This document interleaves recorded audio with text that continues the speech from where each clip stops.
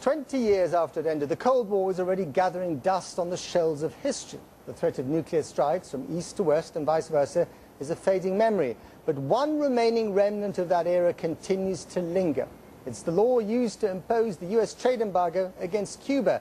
It's about to expire, and whilst tensions have eased under President Obama, the US is still insisting on democratic reforms before lifting the embargo. Our man in Havana, Michael Voss, sent us this report. The old American cars running on handmade and cannibalized parts are a reminder of just how long Cuba's been under the US trade embargo. It's a policy handed down by successive administrations going back to John F. Kennedy. Now Barack Obama has made it his own. There's disappointment in the Fife family. 9-year-old Frank suffers from liver cancer and he can't get the drugs he most needs because they're manufactured in the United States. It's been very difficult, his mother Lisette told me. We have to rely on similar medicines which are more risky, and at times he's had adverse reactions. It's an issue which leaves the US isolated internationally. Every year, the United Nations General Assembly votes overwhelmingly to condemn the sanctions, which also impact on UN humanitarian work on the island. The embargo limits our ability to import materials both for development projects like antiretroviral drugs for people with HIV and humanitarian assistance. In the 3 major hurricanes that hit Cuba in 2008, we launched a humanitarian response and we could not import roofing materials, tools, or emergency food from the United States. Relations have eased under Barack Obama. The mood is less confrontational, and the two sides have started to cooperate over a range of issues such as immigration and direct mail services. But in a statement issued last week, the Cuban authorities described the changes so far as little more than a coat of paint slapped on these sanctions. Nothing. We hoped for lots of good things from Obama, but we haven't seen them. I think there are lots of vested internal interests there. He arrived with good intention, but nothing's happened.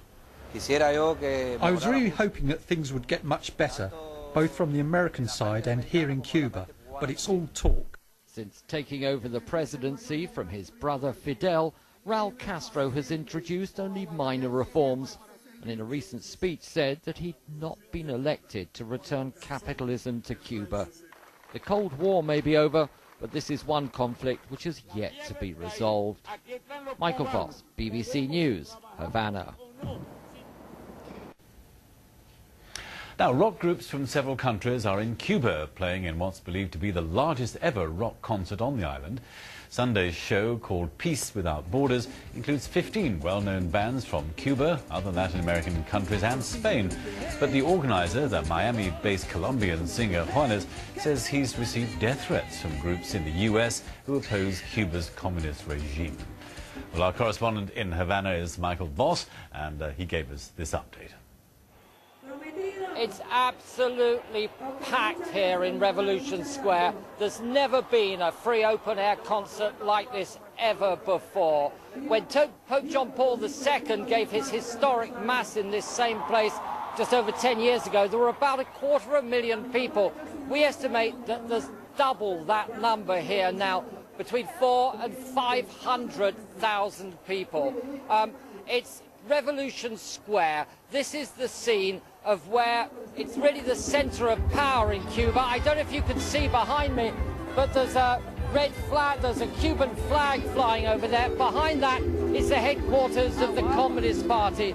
And this is the square where normally when I come here, it's to cover the big May Day parades, and there are red flags everywhere. Now, as you can probably see, everyone is dressed in white. There are white flags, white shirts, and that's the message of this, Peace Without Borders. The organizer, Juanes, says it's meant to be a musical, not a political event about bringing people together. How controversial is this concert? It is turning out to be a controversial concert, but in Miami rather than in Cuba. There is a section of the anti-Castro exile community who believe that Cuba needs to be isolated and should have no contact with the outside world.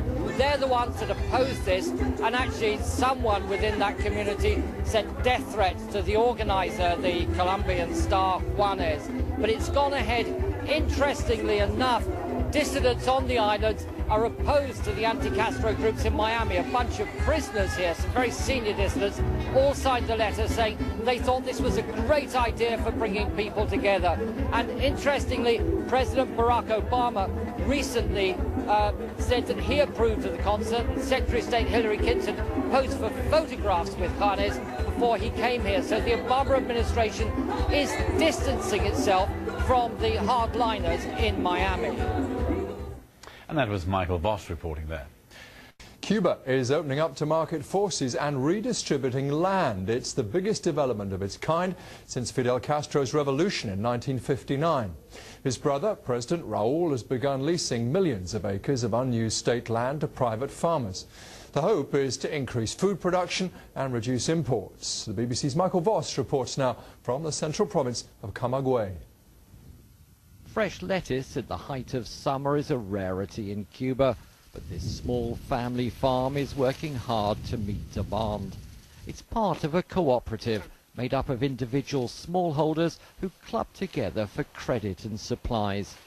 Private farmers own less than a third of the land, but produce almost 3/4 of the island's food. In the past, this private sector was tolerated. Now it's being actively encouraged. There's been an enormous difference in the last 2 years. They're paying a lot more attention to us. They've helped with irrigation as well as offering more land. Now we earn more money because we're selling more food. Jorge Alcides is a new member of the cooperative. His family farm has a mix of dairy, cattle and crops, all of it on disused land which 2 years ago belonged to a state farm. It's part of an extra 120 hectares which the co-op has acquired, all of it, though, in need of attention. Cuba's large state-run collective farms have allowed vast tracts of fertile land to go to waste, much of it covered by a dense weed called marabou. It's like a jungle in here. Once the marabou takes hold, nothing else will grow and the cattle can't graze. And it's a nightmare to get rid of. So far, 80,000 Cubans have been given tracts of land to clear, the first phase of a 2 million hectare transfer. The state is also starting to help with access to fuel, tractors and bulldozers. But much of the work must still be done by hand. It's one reason why the authorities have turned to private farmers to take on the task. Now I'm happy working. It's different when you do it for yourself rather than being paid a wage. Michael Voss, BBC News, Camagüey Province, Cuba. Welcome, I'm Alistair Yates. The president of Cuba, Raúl Castro, has accused the United States of continuing to treat Latin America as its backyard. Speaking at a regional summit of left-wing leaders, Alba, Mr. Castro expressed anger over a recent deal granting U.S. forces access to Colombian military bases. The BBC's Michael Voss reports from Havana. Alba is a left-wing alliance set up 5 years ago as a radical alternative to America's free trade policies in the region. Cuba helped create it, but it's mainly financed by oil-rich Venezuela's president, Hugo Chavez. In a language reminiscent of the Cold War, Cuba's president, Raúl Castro, opened the summit with an attack on U.S. policies in the region. On the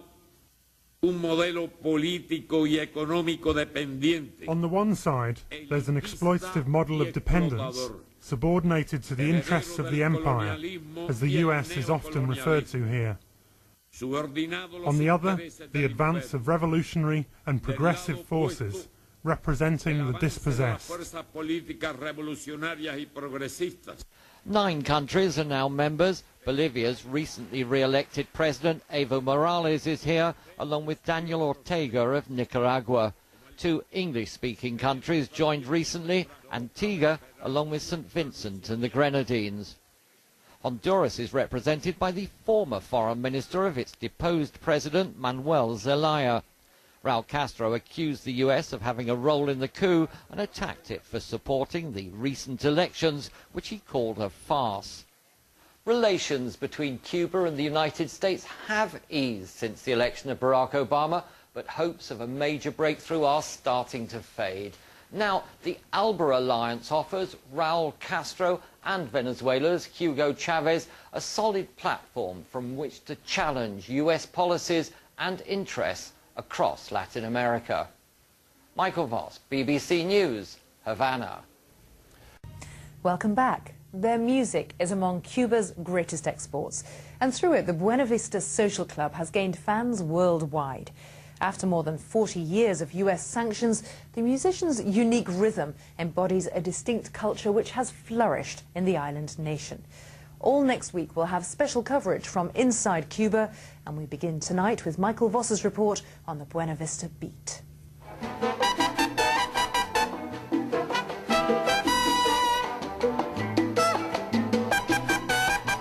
Cuban music is one of the attractions which draws so many visitors to this Caribbean island. Most popular of all, the traditional rhythms of the Buena Vista Social Club, made famous a decade ago with the award-winning film. Our ability to import materials both for development projects like antiretroviral drugs for people with HIV and humanitarian assistance. In the 3 major hurricanes that hit Cuba in 2008, we launched a humanitarian response, and we could not import roofing materials, tools, or emergency food from the United States. Relations have... 20 years after it ended, the Cold War is already gathering dust on the shelves of history. The threat of nuclear strikes from east to west and vice versa is a fading memory. But one remaining remnant of that era continues to linger. It's the law used to impose the US trade embargo against Cuba. It's about to expire, and whilst tensions have eased under President Obama, the US is still in... That told me we have to rely on similar medicines which are more risky, and at times he's had adverse reactions. It's an issue which leaves the US isolated internationally. Every year, the United Nations General Assembly votes overwhelmingly to condemn the sanctions, which also impact on UN humanitarian work on the island. The embargo limits... To John F. Kennedy. Now Barack Obama has made it his own. There's disappointment in the Fife family.